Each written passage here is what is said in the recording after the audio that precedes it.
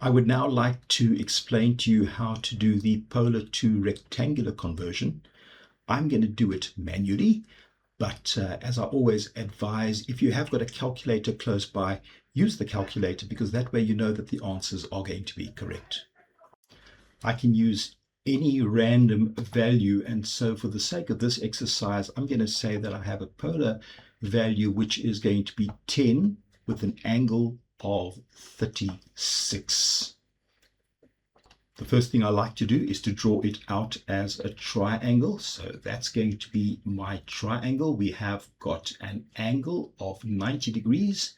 We've been given that theta is equal to 36 degrees.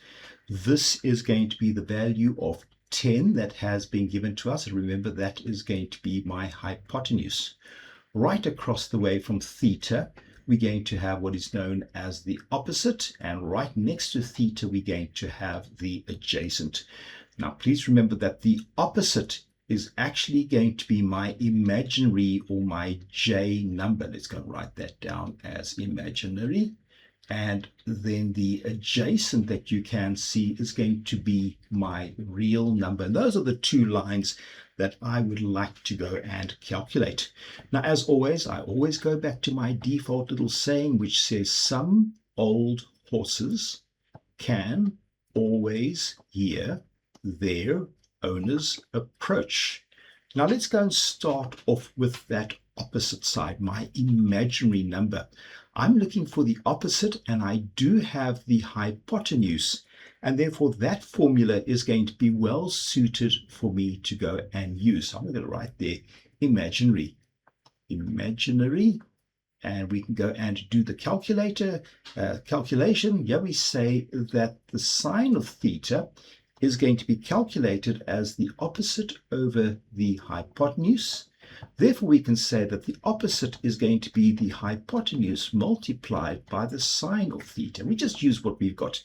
My hypotenuse is going to have a value of 10, and I'm going to multiply that with the sine of 36 degrees, and that is going to give me a value of 5.878. Now remember, that is going to be my imaginary number, so I can actually go and put in the J in front of it straight away. That's the imaginary component.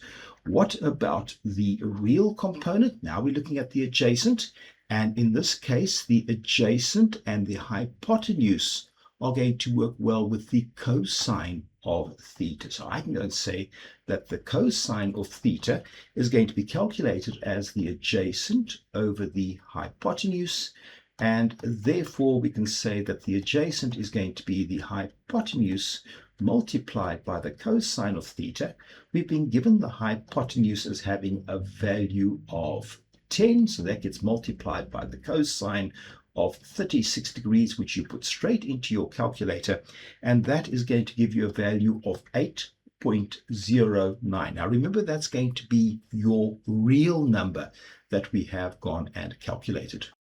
Last but not least, I've just got to go and write down the number quickly, and in our case, the real number is going to be 8.09, and I'm going to go and add in the imaginary component, and this I see is positive, so it's going to be plus J 5.878.